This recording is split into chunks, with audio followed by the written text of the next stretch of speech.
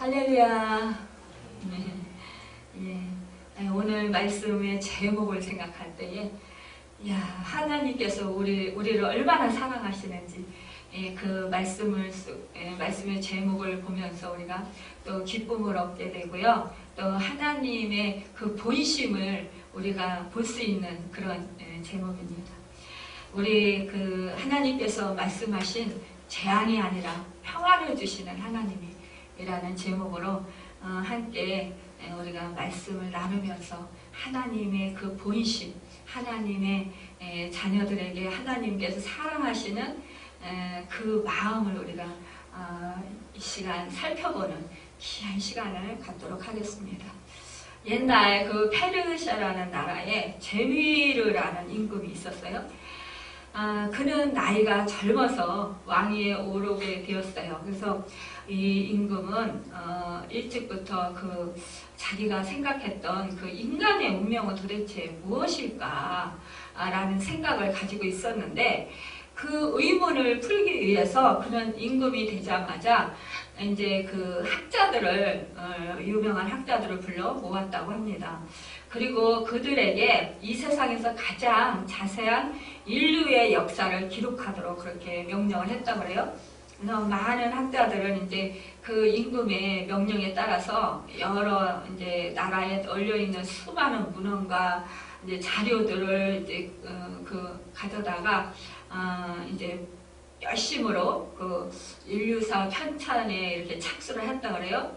그런데 이 수많은 그런 정말 그 유명한 지혜롭고 정말 명성이 높은 이 사람들이 계속 그것을 연구하고 또 그것을 이제 그 자료들을 모으는 데 있어서 시간이 점점 가기 시작해서 5년, 10년 또 어느새 20년, 30년 세월이 지나게 되었다는 거예요. 그런데도 이 세상 속에서도 가장 자세한 그런 인류사를 쉽사리 그렇게 이루지 못하고 결국 그것을 이제 자료로 삼는데, 문헌을 만드는 데 있어서 참 제대로 되어지지를 않았다고 합니다. 낙타 등에 실려오는 문헌과 산더미처럼 쌓인 자료들을 뒤적이면서 학자들은 열심히 연구했지만 그러나 별다른 소득을 얻지 못했어요. 그런데 이 40년, 50년이 지난 후에 이제 학자들이 겨우 가장 자세하다고 생각되는 인류사를 써내게 되었다고 합니다. 그런데 그때 이 제미르 그 왕은, 임금은 나이가 많게 되었어요. 그래서 이제 임종을 다가오게 되었다고 합니다. 죽음의 직면에 있는 이 임금은 오래도록 기다리고 있던 것이 드디어 완성되었던가는 것을 알았지만, 그러나 그것을 이제 눈이 잘 안 보이고 그러기 때문에 그가 읽을 수 없어서 깊은 그런 슬픔에 빠지게 되고 시름에 빠지게 되었다고 합니다. 그러면서 안타까워 정말 금치 못했다고 해요. 그때 너무나 이런 모습을 보면서 그 학자들이 안타까워하면서 이 임금에게 그 한 학자가 이제 가서 그 귓가에 대고 이렇게 말을 하면서 알려줬다고 합니다. 임금님, 인류사 제일 마지막 결론의 말씀을 알려드리겠습니다. 그랬을 때 우리는 어떠한 말을 들을까 기대되지 않습니까? 그런데 이 말은요, 이 한마디였다고 합니다. 사람은 나서 괴로워하다가 죽는다라는 말이었습니다. 이 말을 들은 임금은 사람은 나서 괴로워하다 죽는다. 결국 그 임금은 맞다. 그리고 그 제미르 왕은 결국은 괴로워하다 죽었다라는 것입니다. 우리가 이 세상에 태어날 때 그 손에 아무것도 쥐지 않고 울면서 세상에 태어나요. 그런데 이 세상에 살아가면서 우리가 욥이 고백한 것처럼 적신으로 나왔는데도 불구하고 우리는 이 세상에 살아가면서 참 하나님께서 주신 것이 참 많아요. 빈손으로 나왔음에도 불구하고 우리는 벌거벗고 나왔음에도 불구하고 옷을 주셨죠. 공기를 주셨죠. 또 우리가 먹고 살 그런 또한 또 식물을 주셨죠. 또 우리에게 그 없어서는 안 될 또 물을 주시고 정말 우리에게 그 많은 것을 주셨어요.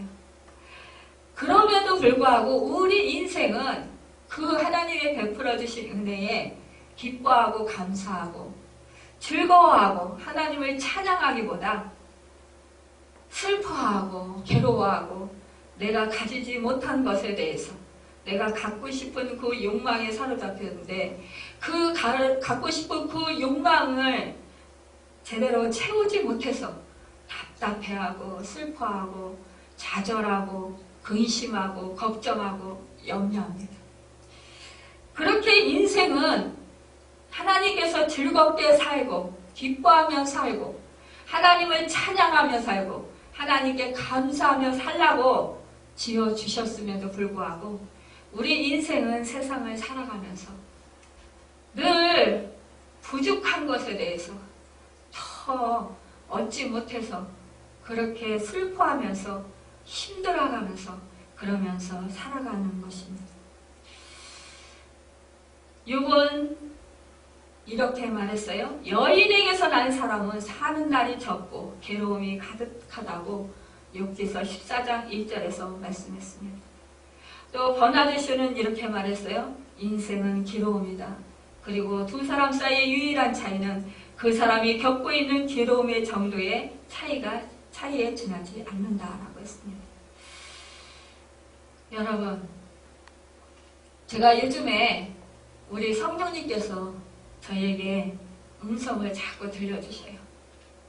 평안하라. 나는 너에게 주려는 것은 재앙이 아니라 평안이다. 아무것도 염려하지 마라. 두려워하지 말라. 놀라지 말라. 내가 너와 함께함이니라.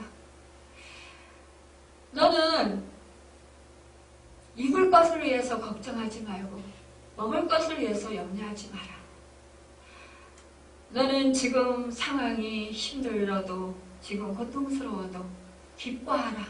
하나님께 감사하라. 찬송하라. 아무 것도 염려하지 말고 오직 너의 쓸 것을 감사함으로 하나님께 아뢰어라. 이런 음성을 계속 들려주십니다. 제가 요즘 여러분이 알다시피 저희 아버지가 많이 아프셔요. 그래서 예전에는 기도하면 치료해 주셨어요. 그래서 숨이 넘어가시다가도 기도해드리면 치료해 주셔서 언제 아팠느냐는 듯이 다시 새 힘을 얻으시고 건강을 회복하셨어요. 그런데 이번에는 기도를 해드려도 아프시다는 거예요. 밤에 주무실 때도 아프시고 24시간 너무 아파서 차라리 하늘나라 갔으면 좋겠다고 그러세요. 그런데 제가 하나님, 그동안은 하나님께서 제가 기도하면 고쳐주셔서 그거 믿고 살았는데 요즘에는 그렇게 기도를 해드려도 차도가 없으니까 어떻게 하면 좋습니까? 이제 저는 한계가 벗어났어요. 의사가 있어서 의사가 뭐 치료해주는 것도 아니고 하나님은 참 의원이 되시는데 하나님은 모든 생명의 주인이 되시고 모든 생명을 치료하시는 분이신데 주관하시는 분인데 하나님께서 왜 이렇게 아프어서 고통스러워 하시는 저희 아버지 신음소리도 들으실 텐데 왜 안 고쳐주시나요? 저보고 어떻게 하라고 이렇게 내버려 두시나요? 그러면서 하나님께 기도했었어요. 그런데 하나님께서 저에게 말씀을 주시는 거예요. 너는 평안하라. 너는 기뻐하라. 감사하라. 하나님께 찬양하라는 거예요. 그리고 기도하면 하나님이 성령의 인도하심 따라 신령한 노래를 부르게 하시는 거예요. 방을 찬양을 하게 하시고요. 평안의 그 찬송을 부르게 하셔요. 저희 아버지를 볼 때마다 마음이 아프고 또 가슴이 아픕니다. 그런데 너무 아프시니까 하나님이 왜 나를 안 데려가실까? 이렇게 아픈데 왜 안 데려가실까? 이렇게 말씀을 하셨어요. 그런데요, 하나님께서는 이 재앙을 주시기 위해서가 아니라 평안을 주시기 위해서라는 거예요. 우리가 생각할 때 이렇게 죽을 것 같은 그런 고통이 너무 심해서 저희 아버지는 저만 보면요, 진통제 많이 병원에 가서 타가지고 와라. 또 수면제를 좀 많이 의사 선생님한테 가서 타와라. 이렇게 말씀을 하셔요. 지금도 병원에 입원해 계신데 수면제와 진통제를 달라고 간호사들한테 계속 말씀을 하신다는 거예요. 근데 간호사가 이제 뭐 의사 선생님한테 여쭤볼 거 아니에요. 그런데 안 준다는 거예요. 자꾸 그건 먹어서는 안 된다라는 거죠. 근데 저희 아버지는 아파 죽겠으니까 계속 달라고 하는 거예요. 그러니까 마지못해서 오랜 시간이 지난 다음에 이제 수면제를 갖다 주는데, 수면제를 먹으면 예전에는 잠을 잘 주무셨어요? 잠을 못 주무셔요. 그래서 간병인이 볼 때 수면제를 먹으니까 오히려 잠을 더 잘 자야 되는데 더 못 자고 더 괴로워하니까 또 낮에 이제 좋으시는 거예요. 주무시는 게 아니라 낮에 좋으시는 거예요. 그러니까 더 괴로우시더라 이거예요. 그래서 아버님은요, 수면제를 드셔서 될 게 아니고 그냥 하나님께 의지하는 수밖에 없는 것 같아요 라고 이렇게 말씀을 드렸다는 거예요. 진통제를 줬으면 진통제를 먹고 안 아파야 되잖아요. 계속 아픈 거예요. 그런데 너무 놀라운 것은요, 이번 사건을 통해서요, 저희 아버지가 스스로 그 고통 속에서 하나님을 찾는다라는 거예요. 통증이 있으면 하나님을 엎드려서 찾고 기도하신다라는 거예요. 간병인이 놀래요. 어르신이요, 아프시기만 하면 엎드려서 하나님께 기도하시더라고요. 우리 하나님이 그 자식이 아파서 고통스러워서 죽을 것 같이 힘들어하는 그 모습을 보시면서 마음이 안 아프실까요? 그 하나님 아버지의 가슴은 갈갈이 찢어지는 그 아픔을 느끼실 것입니다. 제가 예전에 많이 아파서 정말 숨쉬기조차 힘들 때, 그때 저는 하나님이 안 계신가 그랬어요. 숨이 넘어가는 것 같은데, 온몸이 아파서 견딜 수가 없는데, 하나님한테 기도를 하는데 하나님은 저의 기도를 안 들어주시는 것 같은 거예요. 지금 저희 아버지가 지금 그런 상태예요. 하나님께 기도를 하는데 하나님이 왜 내 기도를 안 들어주시냐. 하나님이 나에게 왜, 무엇 때문에 이 고난을, 이렇게 고통을 왜 허락하시느냐. 지금 생각해보면 그동안에 고통이 극심했었어도 그래도 하나님이 기도할 때 치료해 주시니까요, 그래도 행복했던 것 같아요. 저희 아버지를 생각할 때 제가 지금 돌이켜 생각해보니까 감사했더라고요. 근데 지금은요, 기도해도 치료를 안 해주시니까 그 고통을 온전히 다 겪어야 돼요. 고스란히 다 겪어야 돼요. 그거를 지켜보는 저는요, 지켜보는 그 고통이 더 심해서 사실은 제가 아버지와 함께 있는 게 너무 고통스러웠었어요. 한편으로는 부모니까 불쌍하고 대신 아파줄 수도 없고 기도해줄 수밖에 없는데 기도해줘도 낫지도 않고 차도도 없고, 그래서 마음이 너무 힘들었었어요. 그런데 지금 병원에 가 계시니까 제가 눈으로 안 보니까 편해요. 저는 처음이에요, 이렇게 마음이 편한 게. 그래서 하나님한테 그랬어요. 하나님, 그동안에 수없이 아버지가 아프셨고 병원에 입원하셨고 생사의 갈림길에서 수없이 하나님이 치료해 주시고 건져 주셨고 살려 주셨는데 그동안은 병원에 계셨어도 제 마음에 부담감이 있고 늘 아버지를 위해서 염려하는 마음이 있었는데 이번에는 왜 이렇게 제 마음이 편할까요? 병원에 계셔서 고통을 받으신다는 건 분명히 아는데 왜 이렇게 편할까요, 하나님? 저 불효자인가 봐요. 그러면서 하나님한테 말씀을 드렸어요. 그랬더니 하나님이 아니다. 너는 효도를 했다 이러시는 거예요. 저희 아버지가 해야 할 몫인 거예요. 제가 해야 할 몫이 있고 저희 아버지 스스로 해야 할 몫이 있는 거예요. 옆에서 돕는 사람이 도와줄 수 있는 한계가 있고요. 본인이 스스로 해야 할 그것이 있는 거예요. 이제는 저희 아버지는 천국에 가시기 위한 준비를 하시는 것입니다. 이제는 온전히 스스로 하나님을 찾아야 되고 하나님을 만나야 돼요.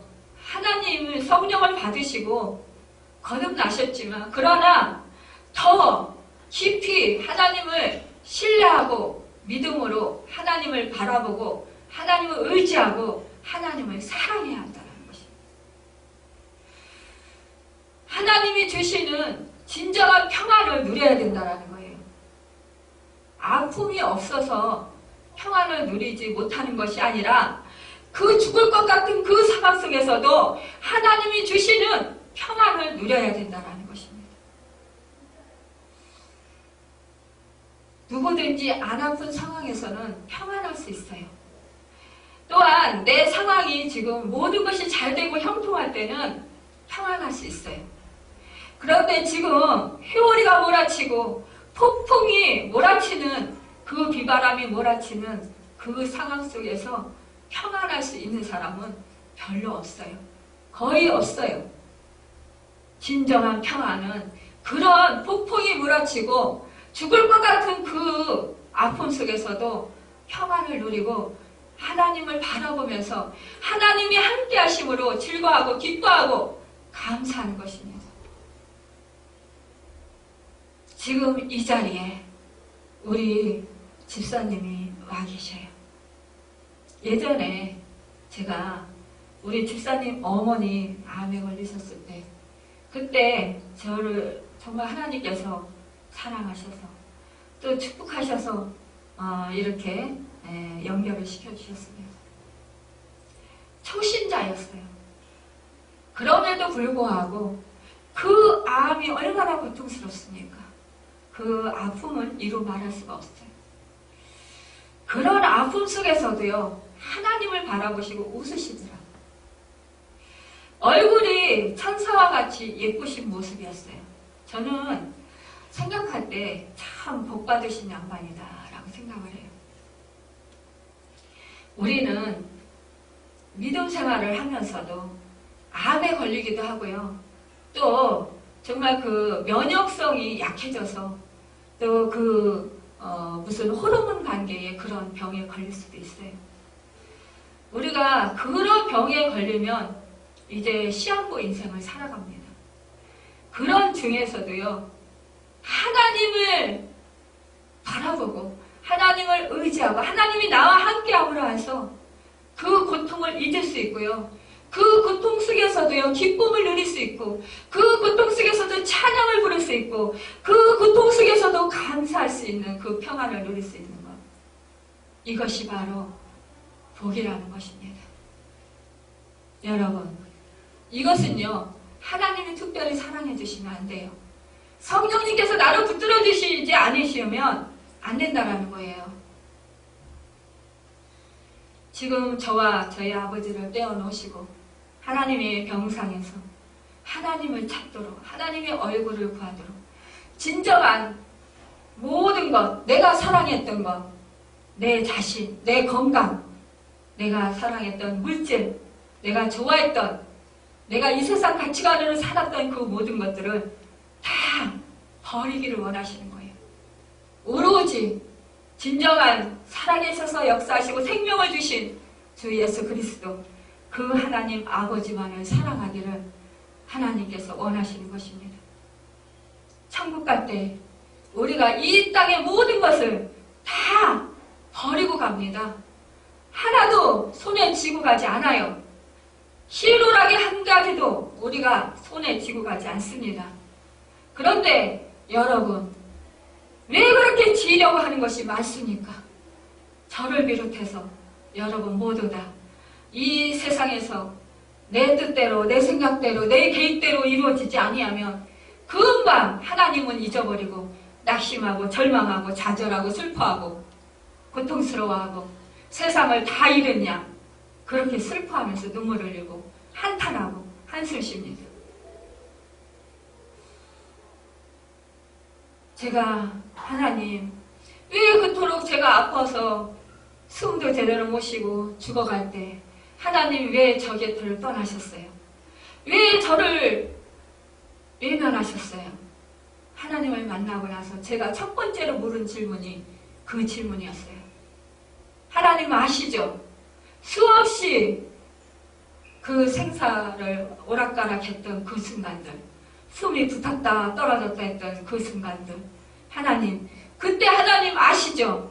우리의 신음소리도 응답하시고 우리의 모든 안고 일어섬을 아시며 우리의 모든 신체 조직 하나하나 다 창조하신 분이, 다 아시는 그분이 왜 외면하셨습니까? 라고 여쭤봤어요.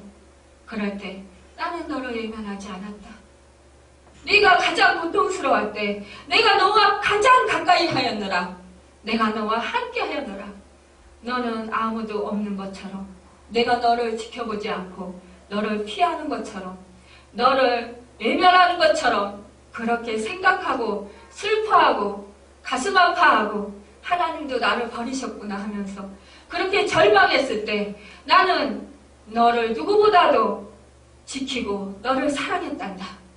내가 너와 가장 함께하였고 내가 너와 가장 가까이 있었다.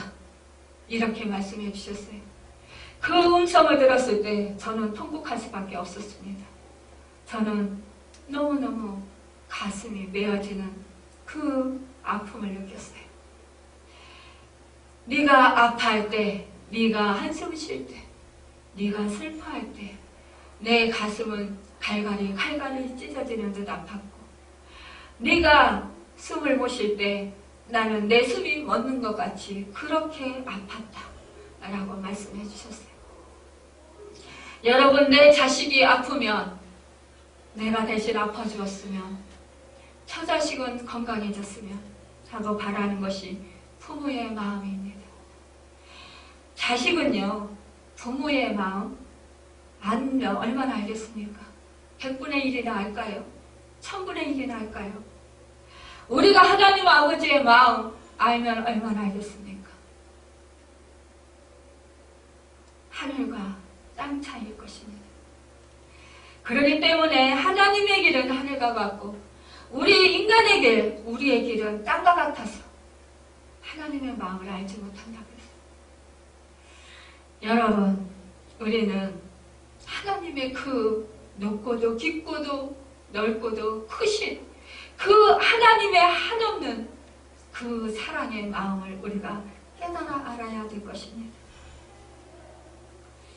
우리 하나님의 마음은 우리를 사랑하시기 때문에 하나밖에 없으신 아들을 죽게까지 내어주기까지 사랑하신 그 사랑이십니다. 그 사랑이 우리를 살리셨어요. 그 사랑이 우리 안에 지금 거하고 계십니다.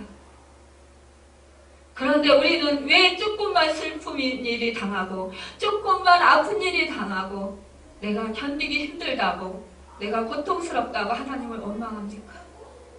하나님 안 계신다고, 하나님이 나를 외면하셨다고 왜 불만불평합니까? 왜 좌절합니까?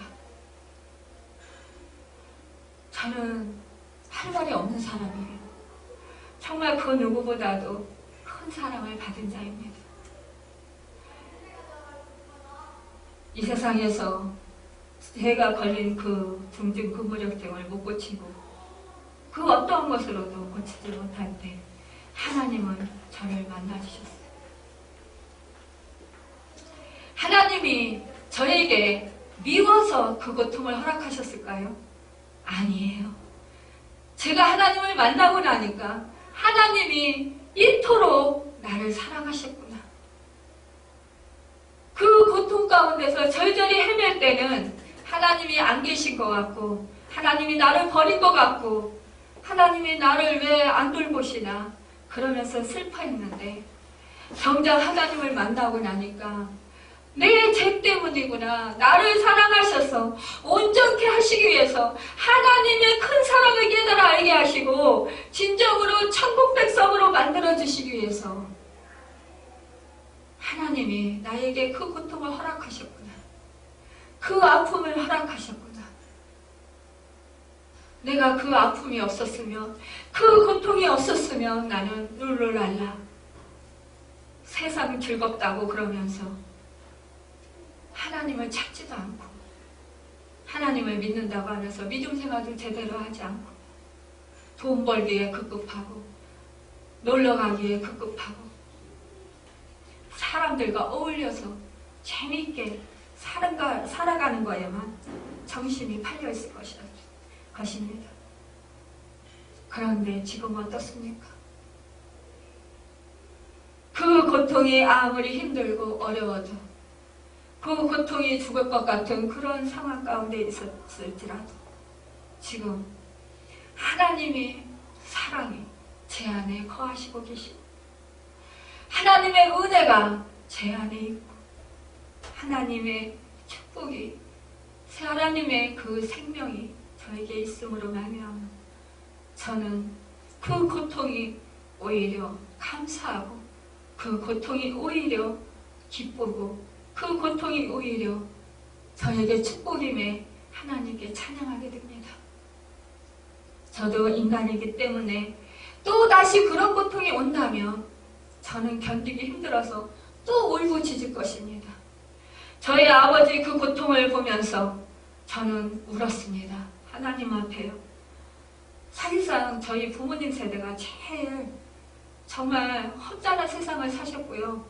불쌍한 세대를 사신 것 같아요. 일제 치하에서 그 감정기에 정말 그 젊은 나이에 그렇게 끌려가서 정말 그 많은 모진 고통을 당하셨어요.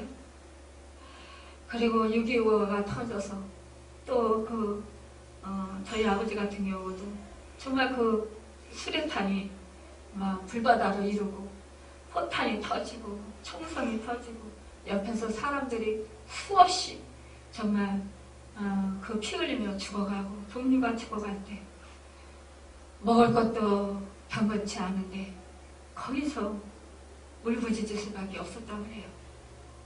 그때 오죽했으면 저희 아버지가 하나님이 살아계시면, 하나님이 계시다면 언제 죽어도 죽을 것이니까 하나님 저를 좀 이 고통 속에서 죽게 해주셔서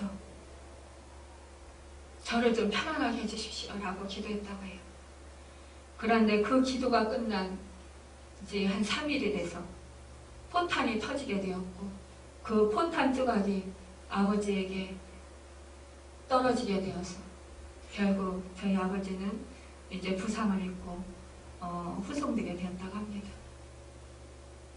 하나님께서 그때 그 수류탄과 그 포탄의 그 조각들이 지금도 이렇게 엑스레이 찍어보면 팔하고 뭐가 있어요. 그 조각들이. 그런데 그때 조금만 그 파편 조각이 목 깊숙이 들어갔으면 그때 사망했을 것입니다. 또 조금만 덜 들어갔으면 다시 치료받고 재후송돼서 다시 전쟁터에 나가야 됐었습니다. 하나님은요, 우리 그 아버지, 그 믿음이 없으신 그분의 기도를 하나님은 들으셨던 거예요. 며칠 전에 병원에 갔더니 저희 아버지가 왜 이렇게 고통스러운데 하나님이 나를 치료 안 해주시고 왜 이 가운데서 이렇게 기도도 안 들어주시고 이렇게 허락하시는지 모르겠다고 이랬어요. 그래서 제가 웃으면서 아버지에게 믿음을 주시려고요. 천국 데려가시려면 하나님을 절실히 찾아야 되는데 찾지 않으니까 찾게 하시려고, 그 고통이 없으면 안 찾으시니까 찾게 하시려고 그 고통을 허락하시는 거죠 라고 말씀드렸어요. 그랬더니 웃으시면서 허허 그려 그러시더니 그 간증을 하시는 거예요. 그 옆에 예수 믿지 않는 사람들이 있었어요. 그 예수 믿지 않는 사람들이 그 간증을 들으시고요. 정말 그러시네요 라고 그렇게 그들이 인정을 하더라고요. 아, 이렇게 하나님이 저희 아버지, 믿음 없던 저희 아버지 이렇게 사용하시는구나 그러면서 참 기뻤습니다. 여러분, 우리 하나님은요, 철저히 무능한 자, 철저히 실패한 것 같은 그 인생을 통해서 하나님이 새롭게 하시고 하나님께서 영광을 받으십니다. 여러분, 아무리 무식하고 아무리 지금 인생에서 실패해서 끝났다고 하는 사람도요, 그 사람을 통해서 하나님께서 영광을 받으신다라는 그 사실입니다. 여러분, 내 주변에 이제 정말 나이 많이 드시고 이제 가진 병에 다 걸려서 사람을 잘 알아보지 못하는 그런 사람이라 할지라도 여러분, 그 사람을 무시하지 마시길 바랍니다. 그 사람을 업신여기지 마시길 바랍니다. 그 영혼을 함부로 대하지 마시길 바랍니다. 우리 하나님은요, 이 세상에서 숨만 쉬고 있는 사람이라 할지라도 그 사람을 통해서 다른 사람들에게 선한 영향력을 끼치게 하신다는 거예요. 하나님이 영광을 받으신다라는 것입니다. 저는 예전에 그런 생각을 했어요. 요양병원에 가거나 요양원에 가보면요, 정말 산소호흡기 끼고 또 콧줄을 끼고 그렇게 아무 의식조차 없는 누워서 계신 분들을 보면서 마음이 무너지는 것을 느꼈어요. 그러면서 하나님, 욕창이 나서 살이 다 썩어 들어가고 문드러지고 저렇게 콧줄을 끼고 또 저렇게 산소호흡기를 끼고 아무것도 모르는 저 식물인간으로 살아가는, 누군가의 도움을 필요로 해서 살아가는 저 사람들이, 저 인생이 뭐가 그렇게 대단해서 하나님 살려두십니까? 저 사람 얼마나 고통스럽겠습니까? 하나님, 또한 저 사람을 도우기 위해서, 저 사람을 돌보기 위해서 애쓰고 힘쓰는 사람들, 또 그 사람들을 돌보기 위해서 희생하는 그 사람들의 수고와 그 희생은 또 어떻습니까? 하나님, 왜 이렇게 내버려 두십니까? 라고 저는 이해할 수 없어서 하나님께 여쭤봤어요. 하나님이 말씀하십니다. 저 사람, 저 영혼을 통해서 내가 영광을 받는다. 여러분, 믿어지십니까? 이해가 되십니까?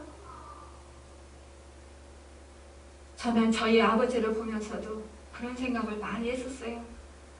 저렇게 고통스러워하고 저렇게 아파하시는데 왜 하나님, 천국은 눈물도 없고 슬픔도 없고 아픔도 없고 고통도 없고 거기는 생명 가시도 많고 생명나무도 많고 거기는 주님과 얼굴을 맞대고 정말 기쁨으로 예배드리고 찬양드리고 그곳에는 정말 행복밖에 없는데, 기쁨밖에 없는데 영원히 살 주님의 몸으로 새롭게 덧입어서 그렇게 기쁘게 사는 곳인데 하나님, 왜 저렇게 고통을 받으시면서 살아가도록 저 인생을 놔두십니까? 라고 기도한 적이 있어요. 그런데요, 하나님은 내가 그를 통해서 영광을 받으신다라는 거예요. 그런데 참말로 저희 그 아프신 아버지를 통해서 제가 영적으로 훈련을 받고요, 또 하나님의 마음을 깨달아 아는 그런 축복의 은혜를 받았습니다.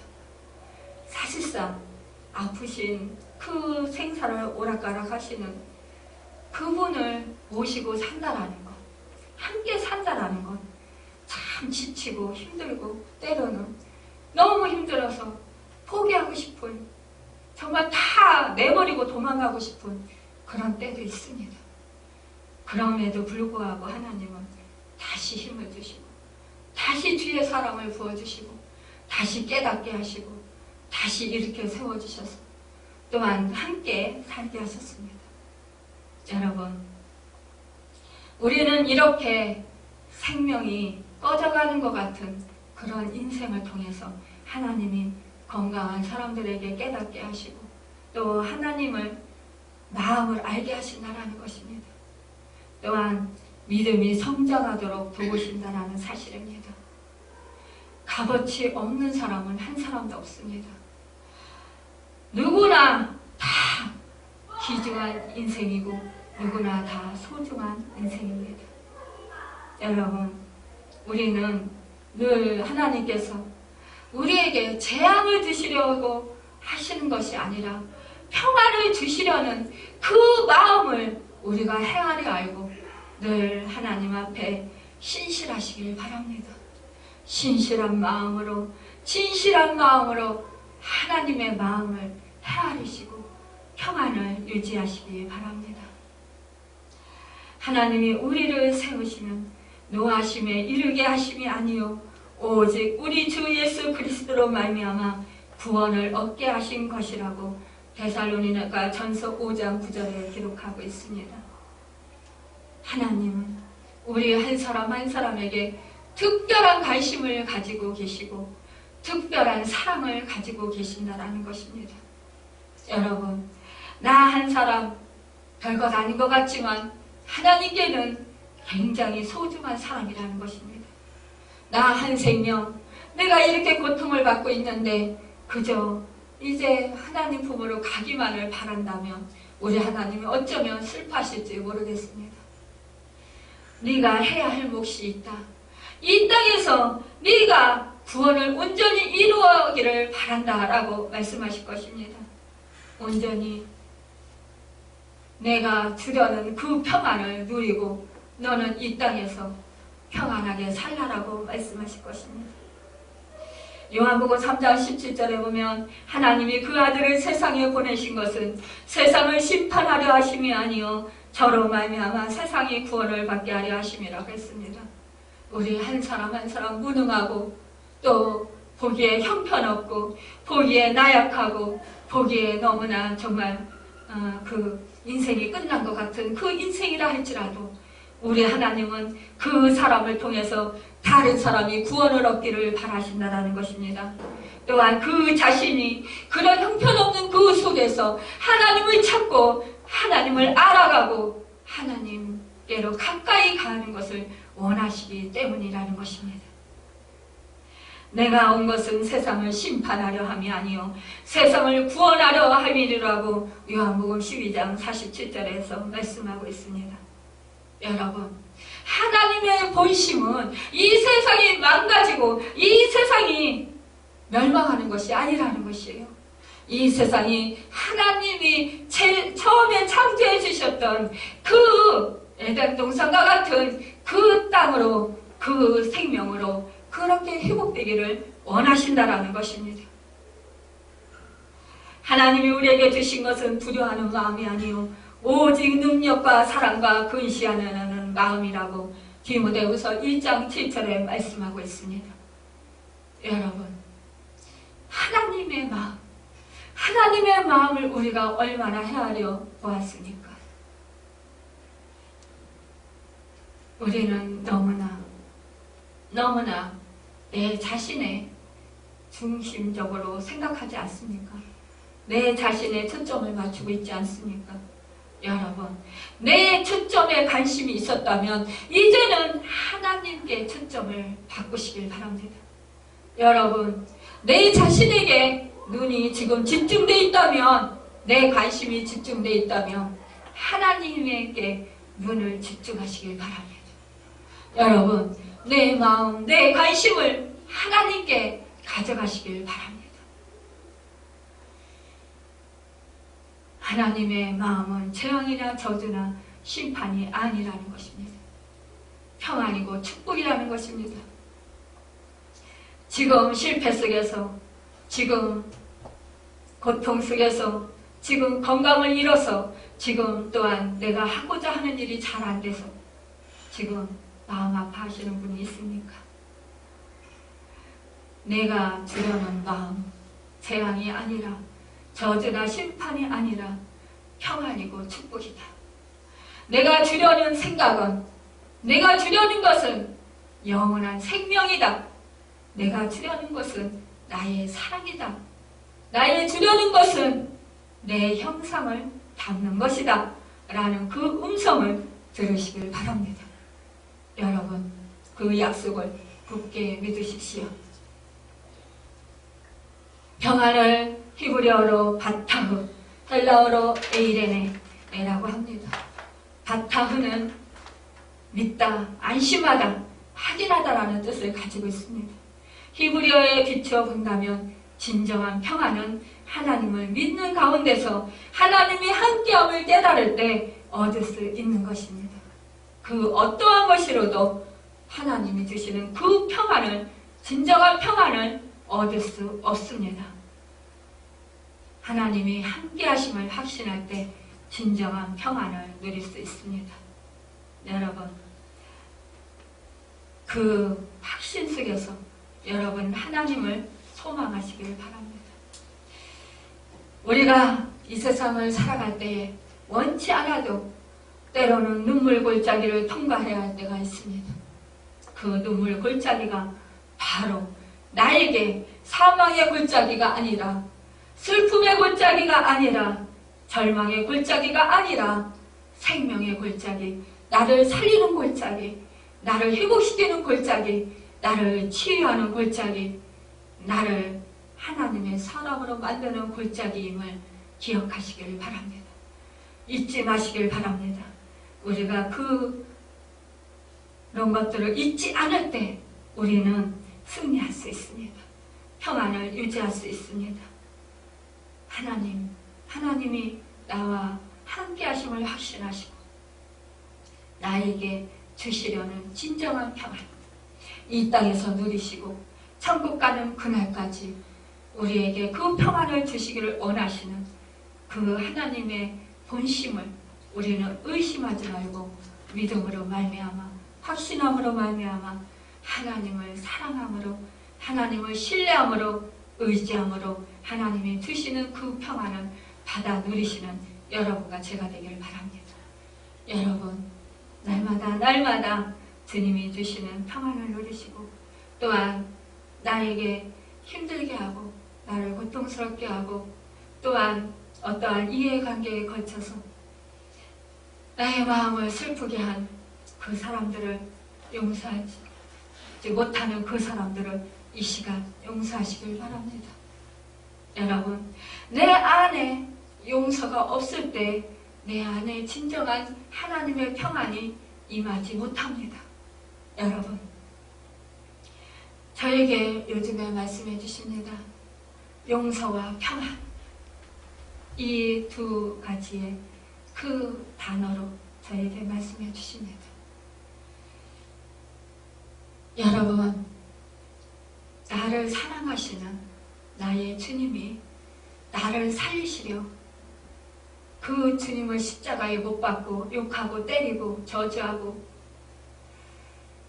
또 희롱하는 그들을 향해서 저들이 하는 것을 저들이 알지 못합니다. 하나님, 저들의 용서하여 주소서, 저들의 죄를 사하여 주소서 라고 기도하셨습니다. 여러분, 내 마음속에서 용서하고 싶은데 용서가 되지 않습니까? 그렇다면 성령님께 그 마음을 토해 놓으십시오. 나는 용서하고 싶은데 용서가 안 됩니다. 성령님 도와주세요. 용서할 수 있도록 하나님의 용서를 부어주시고, 내가 그들을 용서함으로 말미암아 내 죄가 용서를 받게 하여 주옵소서. 여러분, 그들을 위해서 기도할 수 없습니까? 여러분, 기도하라고 말씀하십니다. 그럴 때 여러분 그 영혼을 위해서 기도하시길 바랍니다. 그러면 숯불을 그 머리 위에 올려놓은 것 같이 하신다고 했어요. 그것은 그들이 깨닫고 그 선을 행함으로 말미암아 우리 기도를 하나님께서 들어주셔서 그들의 마음에 깨닫게 하시고 그들이 해결케 하신다라는 것입니다. 결국은 그들이 나를 섬기는 자가 되게 하십니다. 여러분, 남을 용서할 때 내 안에 평안이 임하게 됩니다. 여러분, 남을 용서하라는 것은 하나님이 나에게 평안을 주시고 나를 사랑하셔서 나에게 주님의 생명을 주시되 더 풍성히 주시기 위해서입니다. 여러분, 내가 용서하고 싶은데 또 때로는 그 사람이 용서를 받고 회복되는 것이 또 미워서 또 용서하고 싶지 않은 그런 마음이 들 수도 있습니다. 그러나 그것은 나의 길도 막는 것이고 그 사람의 길도 막는 것입니다. 여러분, 그 사람의 길도 하나님 앞에서 열리고 내 길도 열리는 축복의 역사가 있기를 바랍니다. 하나님의 그 사랑으로 그 용서로 용서할 수 있고 하나님의 그 은혜로 성령의 도우심으로 용서할 수 있기를 바랍니다. 그래서 하나님의 평안이 여러분 안에 거해서 여러분의 그 모든 악한 것들이 떠나가며 쓴뿌리가 해결되고 또한 여러분들의 그 막혔던 그 문제가 해결받고 열리는 축복의 역사가 있어서 정말 이 땅에서 하나님이 주시는 평안을 누리면서 하나님이 주시는 그 온갖 축복을 누리고 또 천국 가는 그날까지 정말 하나님의 기쁨이 되고 하나님께 영광 돌려드리는 저와 여러분이 되기를 예수님의 이름으로 바라고 축원합니다.